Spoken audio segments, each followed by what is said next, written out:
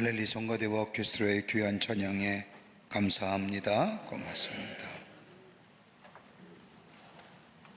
1700년에 독일의 한 부유한 가정에 진젠도르프라고 하는 한 아이가 태어납니다.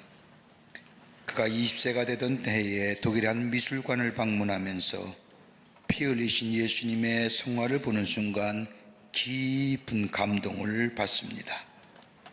근데 그의 성화에 그 글 밑에 짧은 글귀 하나가 적혀져 있었는데, 그건 다름이 아니라 나는 너를 위하여 모든 것을 주었는데 너는 나를 위해 무엇을 주었느냐라는 글귀였습니다.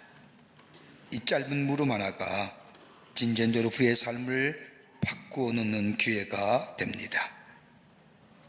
그는 호화스러운 독일 백작의 삶을 내려놓고 주님을 위해 살기로 결심을 합니다. 이렇게 결심한 얼마 뒤 1722년 모라비안 지역에 사는 그리스도인들에 대한 대규모의 박해가 일어납니다. 이로 인하여 많은 그리스도인들이 박해를 피해 달아나기 시작을 합니다. 박해를 피하여 도망가는 그리스도인들을 이 진젠도르프는 자신의 영지에 받아들이고 저들을 따뜻하게 보살펴 줍니다.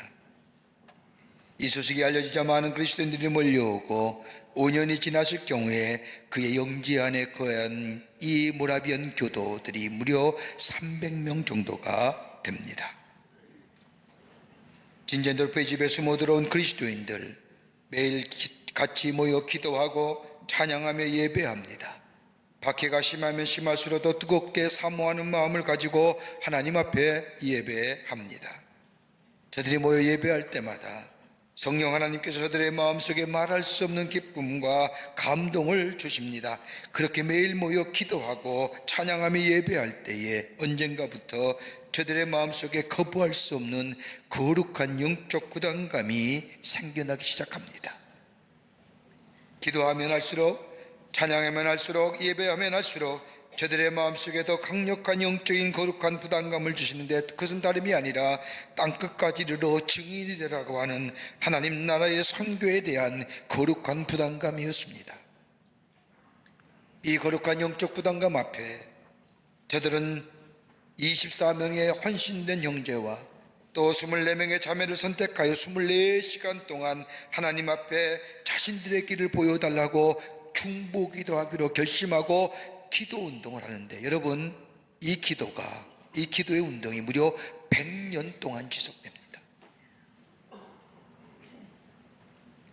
그리고 이들은 하나님의 거룩한 영적인 부담감에 순종하기 위하여 복음을 전하는 길에 떠납니다. 이렇게 떠난 사람들, 교회사를 보면 멀리는 어디까지 가느냐? 저 북극까지 갑니다.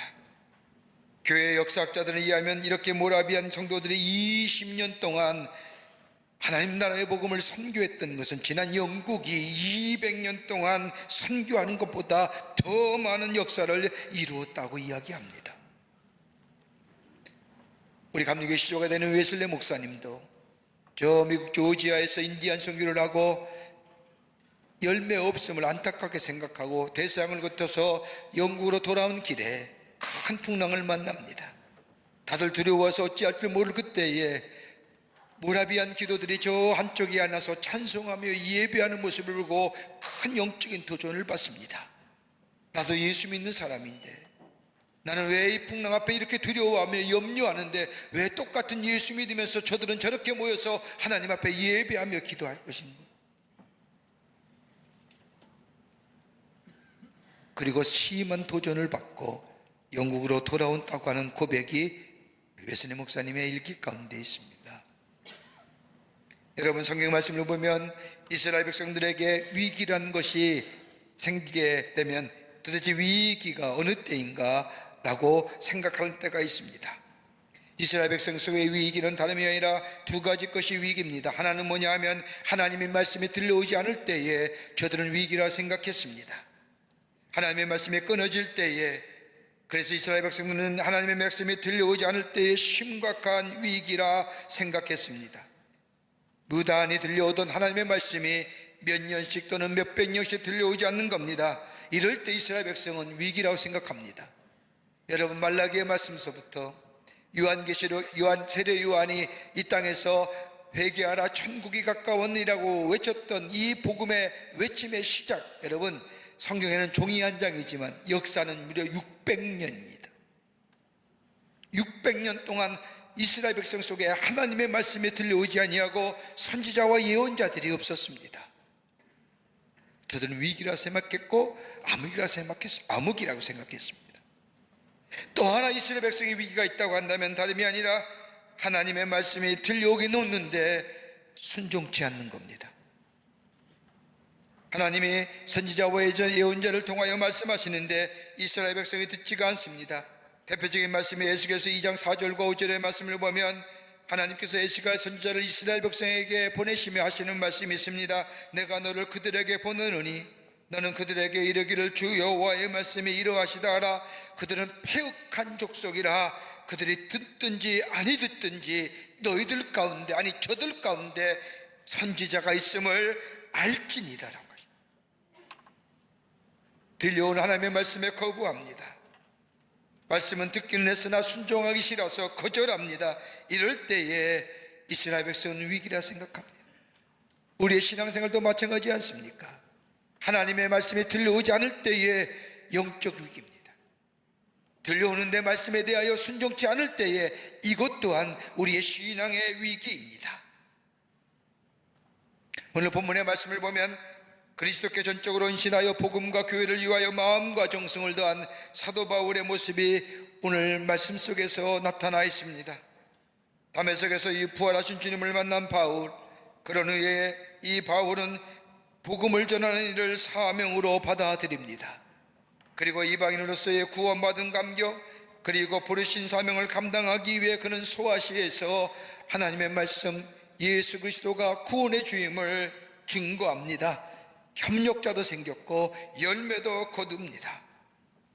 그러면서 바울은 생각하기를 좀 더 효율적으로 주의 복음을 전하기 위해서 새로운 계획을 세웁니다. 이 계획에 함께 하겠다는 사람도 있었고 또 물질적으로 돕겠다는 교회도 있었고 사람도 나타났습니다.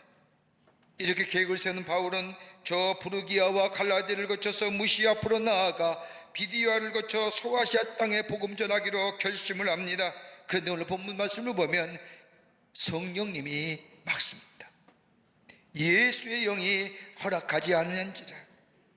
그리고는 환상 가운데 마게도나 사람이 나타나 건너와 우리를 도우라고 손짓합니다. 하나님의 거룩한 영 예수의 영이 길을 막고 환상 가운데 마게도나 사람이 건너와 우리를 도우라고 하는 이 환상을 본 이 바울은 소아시아로 하나님의 나라의 복음을 전파하러 가던 길을 좁고 낯선 땅 유럽으로 향하여 갑니다. 그리고 복음의 새로운 장을 엽니다. 건너와 우리를 도우라고 하는 환상 가운데 마게도나 사람의 손짓을 보고 방향을 받고 유럽으로 건너간 이 바울의 복음 전함이, 여러분 놀랍게도 오늘 우리가 이 예수 그리스도를 구원의 주로 받아들이고 예수 안에서 새로운 생명을 얻는 새로운 복음의 역사를 이루었음을 보게 됩니다. 우리 하나님 어떻게 하나님 나라의 복음의 역사를 이루어 가시고 어떤 사람을 통하여 이 땅에 복음의 역사를 일으키시는지요. 여러분 우리가 예수 믿어 구원받은 것, 영생의 소망을 가지고 이 땅에 살면서 우리 주님이 우리의 삶을 인도하시고 보호하심 속에 놀라운 은혜와 축복을 누리는 것, 이것 또한 우리에게 큰 은혜요 큰 감사의 조건이지만 이보다 더 큰 우리에게 사명이 있다면 나를 구원하시고 나를 새롭게 하시고 나에게 놀라운 하나님의 축복을 주신 이 예수 그리스도를 증거하는 사명이 오늘 우리 가운데 있는 줄 믿습니다. 어떻게 하나님은 복음의 역사를 이루고 가시고 어떻게 하나님은 어떤 사람을 사용하여 하나님의 복음의 역사를 일으키는가, 오늘 본문의 말씀을 통해서 함께 말씀을 나누며 은혜 받기를 원합니다. 첫째는 성령의 충만한 사람을 택하여 하나님 나라의 복음의 역사를 이루어 가신다는 겁니다. 오늘 본문 말씀 16장 9절의 말씀을 보면 밤의 환상이 바울에게 보이니 마게도나 사람 하나가 그에게 서서 청하여 이르되 마게도나로 건너와서 우리를 도우라 하거늘. 바울은 본래 비두니아 지역을 통과하여 소아시아로 가서 하나님 나라의 복음을 전할 계획을 가지고 있었습니다. 비두니아는 지금의 이스탄불 동쪽의 니케아 지경입니다.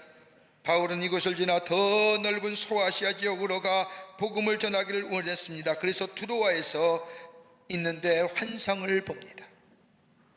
두로아는 유럽과 통하는 소아시아의 항구 도시입니다. 그 환상은 다름이 아니라 마게도냐 사람의 손을 흔들며 건너와서 우리를 도우라는 겁니다. 이렇게 환상을 보여준 이유가 어디 있을까요? 환상을 통해 바울은 유럽으로 보내신 것은 소아시아가 덜 중요해서가 아니라, 그렇다고 유럽이 중요하다는 것도 아닙니다. 다름이 아니라 하나님의 계획은 복음의 확장성에 있었습니다. 모든 길은 로마에 통한다는 말이 있듯이 유럽을 통하여 복음이 전 세계에 전파되기를 원하시는 것이 우리 하나님의 마음이었습니다. 마게도를 건너가 복음을 전한다는 것은 위험을 감수하는 일입니다. 그러면 이 위험과 이 환난이 기다린다 할지라도 바울은 그 하나님의 음성에 순종하며 나아갑니다. 자기의 계획을 버리고 하나님의 선교 즉 복음의 확장성을 위해 나아갑니다. 어디로 갈지는 알지 못하지만 주님의 인도하시는 대로 따라 나선입니다. 그러기 오늘 6장 16장 10절의 말씀을 보면 이는 하나님이 저 사람에게 복음을 전하라고 우리를 부르신 줄로 인정함이라 라고 말합니다. 그 말씀에 순종하여 복음의 전파의 길에 나아가게 될 때에 마침내 오늘날 우리에게도 이 복음의 역사가 이르게 된 것입니다. 여러분, 사람은 무슨 일을 도모하기 위해서는 몇 가지 있어야 할 것들이 있습니다. 몇 가지 귀한 것이 있습니다. 하나는 뭐냐 하면 목적이 분명해야 됩니다. 낙심하고 실망하는 이유는 다름이 아니라 목적이 분명하지 않았기 때문에 실망하고 낙심하는 겁니다. 일본의 신학자 눅진으로 간절한 사람은 말하기를 실패는 죄가 아니다, 목적이 잘못된 것이 죄다라고 얘기합니다. 목적이 잘못되면 실패하게 됩니다. 실패는 얼마든지 있습니다. 그 이유는 목적이 잘못됐기 때문입니다. 여러분, 목적이 확실하면 내 인생의 가치와 의미를 발견하게 됩니다. 여러분, 예수를 믿는 것도 목적이 분명해야 됩니다. 세상의 가치로 기준으로 예수를 믿었다고 한다면 그 믿음은 바른 믿음의 모습이 아닙니다. 진정하고 바른 믿음의 모습은 나를 통하여 하나님의 영광이 나타나지는 것, 이것이 예수 믿는 목적이 될 때에 하나님이 더불어 주시는 축복의 역사가 우리 가운데 있게 됩니다. 목적이 분명해야 됩니다. 두 번째가 있다고 한다면 기회를 놓쳐서는 아니 됩니다. 타이밍입니다. 모든 일에 타이밍이 있습니다. 라이트 타임이 있다는 겁니다. 한번 지나가 버린 기회는 결코 다시 오지 않습니다. 결단했다고 한다면 그 시간이 바로 그 시간이요, 바로 삶의 행동으로 옮겨져야만이 거기에 열매가 맺어집니다. 여러분, 우리 다 그리스도인의 삶입니다. 그리스도인이 되었다는 것은 내 안에 하나님의 영이 계시다는 겁니다. 그리고 하나님의 영이 내 삶을 이끌어 가신다는 겁니다. 그때에 성령이 내 마음에 말씀하시는, 두드리는 그 음성에 아멘 했다고 한다면 그 즉시 내 삶에 옮겨질 때에 거기에 열매가 맺어지게 됩니다. 복음이 전해져야 할 때에 하나님 나라의 놀라운 새 나라의 세계관과 하나님 나라의 가치관과 더불어 진정한 이 땅의 자유와 평화를 누리겠던, 예수 믿어 구원받아 자유와 평화를 누리는 이 복음의 역사, 그러게 부활하신 주님께서 승천하시면서 사도행전 1장의 말씀처럼 땅끝까지 이르러 증인되라고 약속하시고 우리에게 명령하신 이유가 바로 여기에 있습니다. 그러기에 복음 전해야 됩니다. 선교해야 됩니다. 광림의 재단이 하나님의 축복을 받는 귀한 교회로 재단으로 세운 반드시 다름이 아니라 선교하는 교회, 복음 전하는 교회이기 때문입니다. 하나님 나라의 복음을 전하게 될 때 하나님은 축복해 주시고 그로 인하여 이 땅의 복음의 확장성의 역사가 나타나게 되는 줄 믿습니다. 두 번째는 복음 전파의 길을 놓치지 말아야 한다는 겁니다. 오늘 본문 말씀 사도행전 16장 10절의 말씀을 보면 우리가 곧 마게도냐로 떠나기를 힘쓰이니라고 말하는 것은 다심이 아니라 환상을 본 바울의 고백입니다. 하나님의 계시적 사건의 환상을 보고 즉시 순종했다는 겁니다. 순종했다는 것은 타이밍, 기회를 놓치지 않았다는 겁니다. 오늘 본문의 말씀 가운데 눈에 띄는 단어가 있다고 한다면 환상이란 단어입니다. 비전이라고.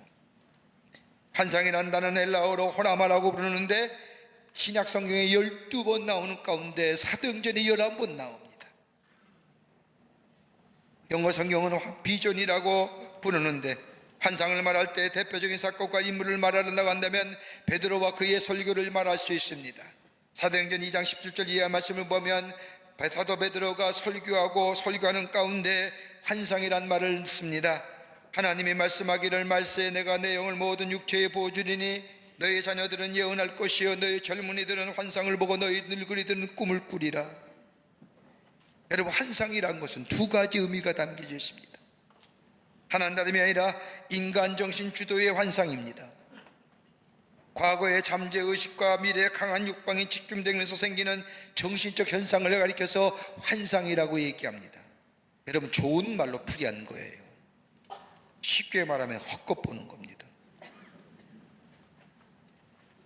과거에 많은 피해를 입은 사람이 그 피해의 의식이 계속적으로 작용함으로 인하여 충격 속에 무엇인가 쫓기는 것, 환상에 사로잡히게 되는 것. 자기의 욕망이 강한 사람이 그 욕망으로 말미암아 자기의 소원이 이루어지는 환상이나 정상에 우뚝 올라서는 환상에 사로잡히게 되는 것.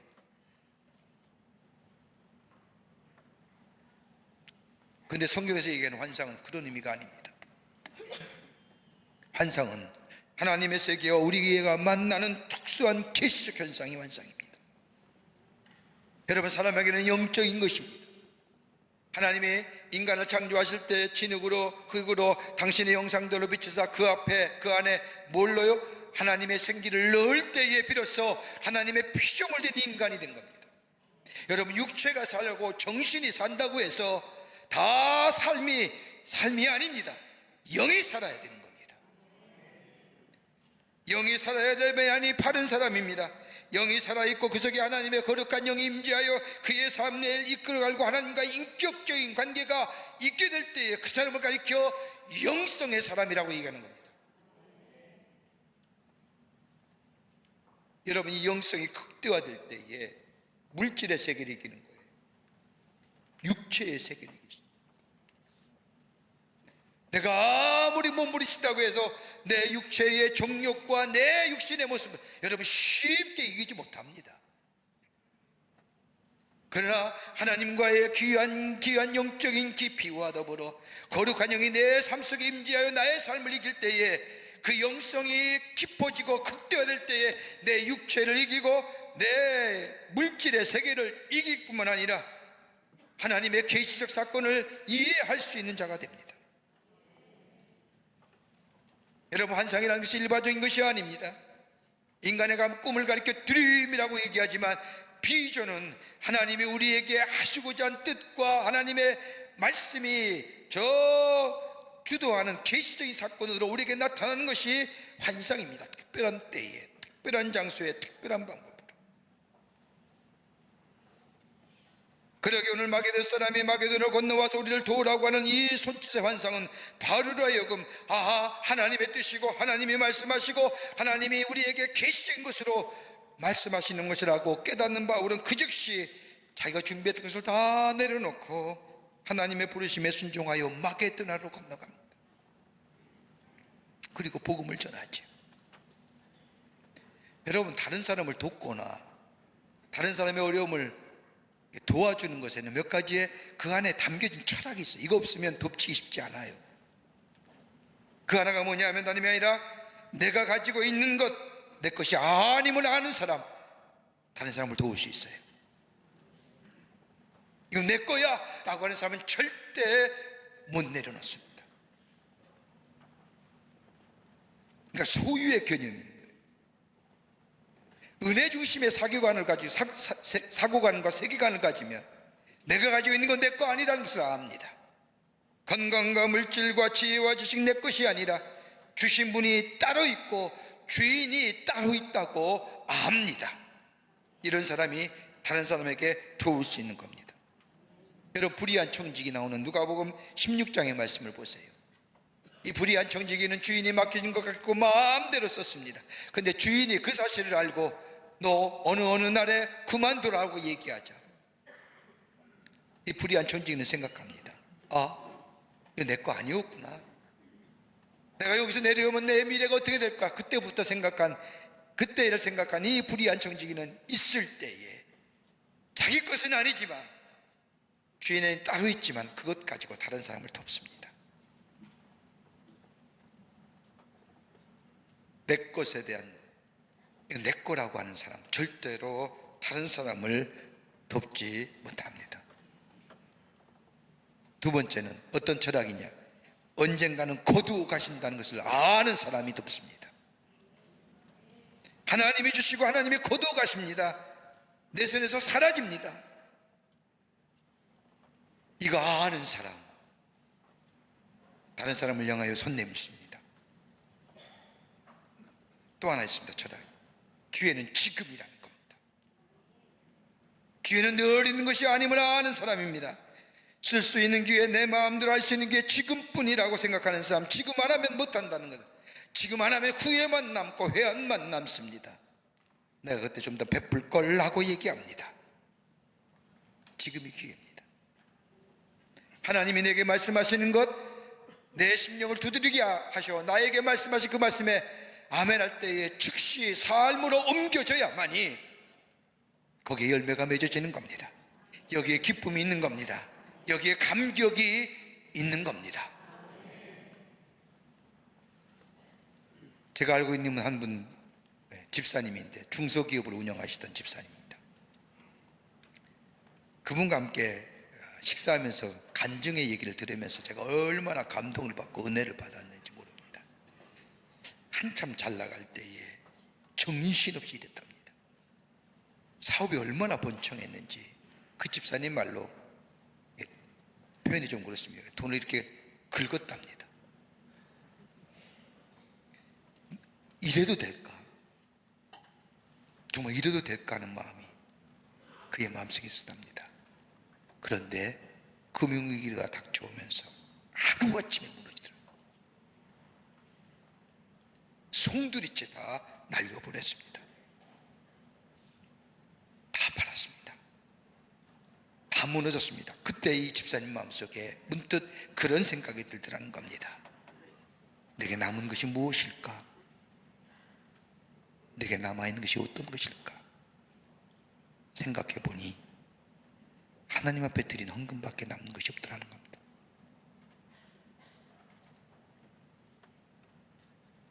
그것도 적은 액수였고 형식적으로 드려진 헌금밖에 남은 것이 없더라는 겁니다. 그러면서 하나님 앞에 철저하게 회개했다. 그때 내가 좀 잘하는 걸. 남은 게 그거밖에, 내 인생이 그건 거예요.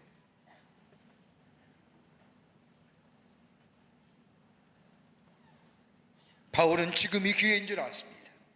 하나님의 음성에 따라 순종했습니다. 그리고 소아시로 넘어가서 포기했습니다. 마게도나로 넘어가 예수 그리스도의 생명의 복음을 전하게 될 때에 하나님이 함께 하시고 복음이 널리 증거되고 주를 믿는 자가 많아지는 놀라운 역사, 열매가 맺어진 인생으로 살아가게 복음의 역사를 이루었던 것을 보게 됩니다. 끝으로 영적으로 민감할 때에 성령의 인도함을 받습니다. 바울은 영적으로 민감한 사람이었습니다. 영적으로 깨어있지 않는 사람은 오늘 사도행전 16장 7절의 말씀을 이해 못합니다. 예수의 영이 허락하시 아니하시는지라. 이게 도대체 무슨 말이야? 예수의 영이, 하나님의 거룩한 영이, 성령 하나님께서 막으셨다는 겁니다. 바울은 이 막으심조차까지 순종합니다. 아닙니다, 난 가야 합니다. 많은 사람이 돕기로 했습니다. 교회가 돕기로 했습니다. 라고 나는 이 길 가야 합니다. 라고 자기의 주장을 내세운 게 아니라 성령이 하나님께서 막으실 때에 이 바울은 미련 없이 내려놓습니다. 여러분, 그리스도의 삶의 우선순위가 뭘까요? 하나님의 뜻 아닙니까? 하나님의 말씀 속에서 우리에게 향하신 하나님의 뜻을 발견한다고 한다면 우리는 그 말씀에 순종해야 하는 것이 우리의 삶, 그리스도인의 삶의 목적일 겁니다. 내게 주신 은사와 목적에 합당하게 쓰임받기 위해서 하나님이 우리에게 주신 것들, 여기에 온전하게 쓰임받을 때에 거기에 기쁨이 있고 감격이 있습니다. 내 속에 은혜가 있습니다. 이게 바로 우리 주님이 원하시는 일입니다. 한번 생각해 보십시오. 여러분 마음 지금 하시는 일 정말로 기쁨이 있습니까? 감사와 감격이 있습니까? 그 주님 원하시는 일입니다. 그러기에 16장 7절 말씀에 예수의 영이 허락하지 아니하신지라고 하는 이 말씀에는 바울이 억지로 마지못해서 예수의 영이 막으기에 내려놓는 것이 아니라 기쁜 마음으로, 감사한 마음으로 하나님 앞에 내려놓았다는 겁니다. 여러분, 선교는요, 하나님의 말씀을 전하는 겁니다. 그 하나님의 말씀의 핵심적 주제는 예수 그리스도입니다.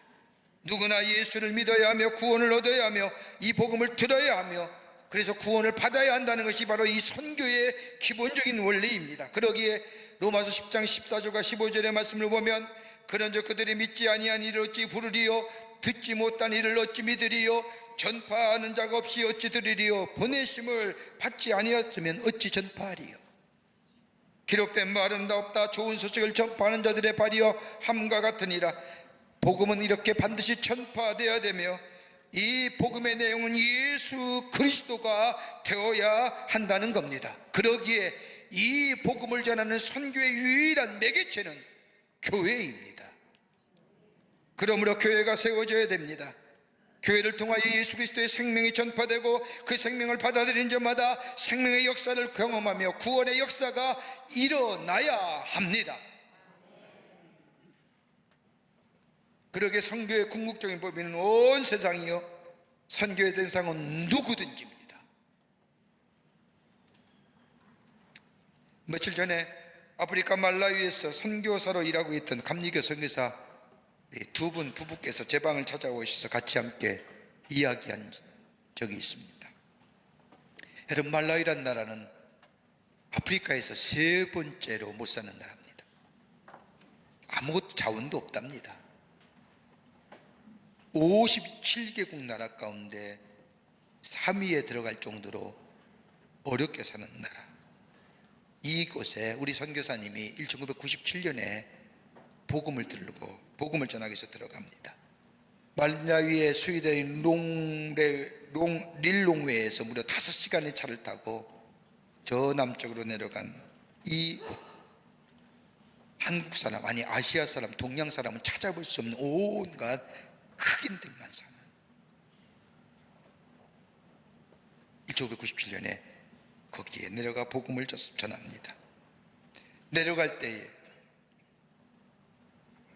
2살 박이와 4살 박이 아이들 가방 2개 들고 다 재산 팔아 3,000불 가지고 복음을 전하러 말라위로 내려갑니다. 그러면서 27년 동안 그 땅에서 하나님 나라의 복음을 떠나지 않고 전합니다. 그 옆에 있던 사모님이 이야기를 듣더니 선교사님 남편 되시는 선교사님을 향하여 이 양반 나를 속였습니다. 왜요? 그랬더니 나보고 아프리카의 알프스에 가자는 겁니다. 정말 알프스에 가는 줄 알고 따라 나섰다가 알프스는 무슨 알프스입니까? 속았지요.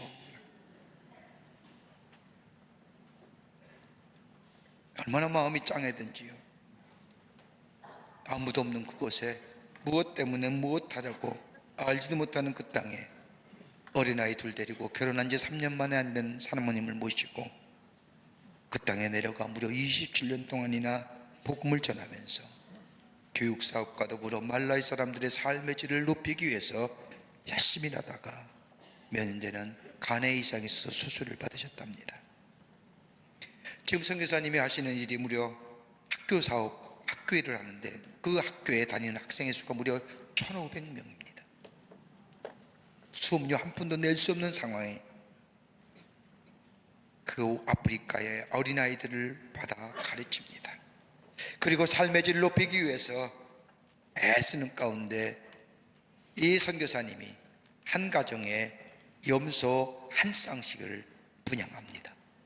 암수 한 마리씩. 그리고 1년 동안 모니터링 하는 겁니다. 왜요? 잡아먹으면 안 될까? 팔아먹지도 못하게.